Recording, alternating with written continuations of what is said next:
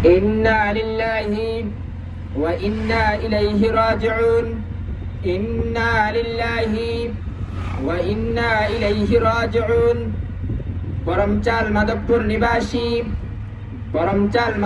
নিবাসী জনাব মোহাম্মদ সিলিক মিয়া সাহেবের পিতা জনাব